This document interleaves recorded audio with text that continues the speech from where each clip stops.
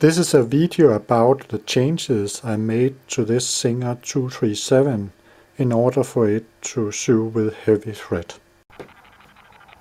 The three most important modifications is a modification to the shuttle hook, where this thread U-turn at the hook was grinded and polished to make the thread passing here more smoothly.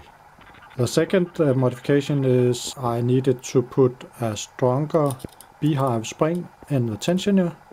In this way the tension could be increased from normally up to 3 Newton. It is up to 9 Newton now.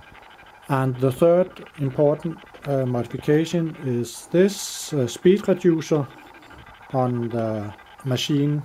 It improves the torque. These are the three most important modifications.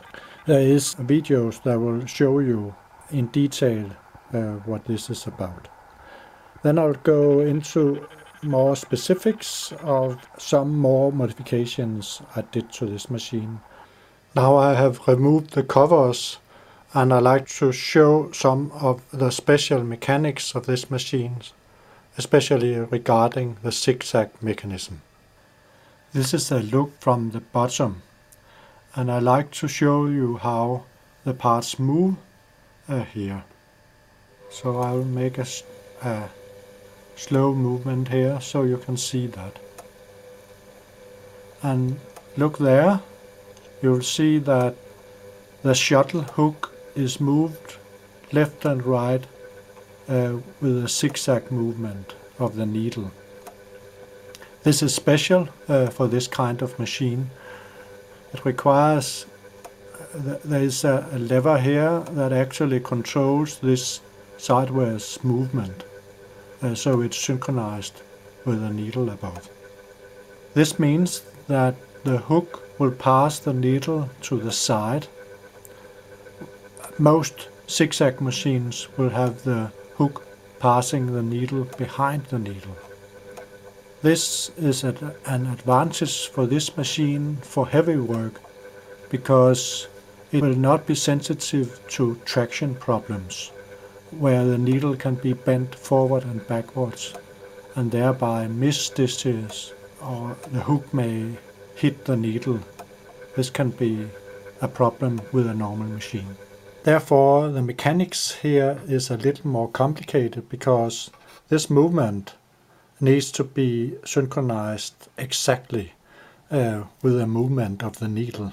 The mechanics to do this is critical and needs to be adjusted. Therefore, I think it is needed for you to have the service manual to do these things.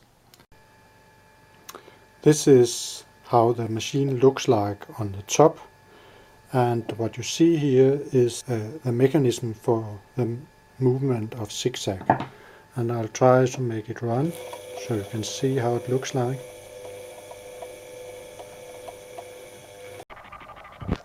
One modification has been to advance the timing a bit of the zigzag so you avoid skipped stitches. This is a bobbin view. Here you have the race gate, and it is actually made of plastics. As one of the few things of plastic on this machine.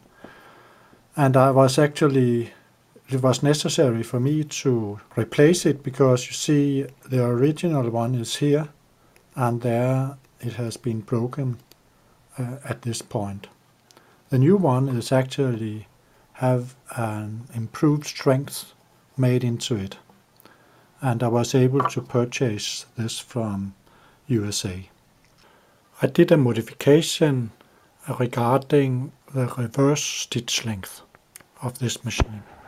And if you look here, I made the slit longer here, so the lever could move quite to the top.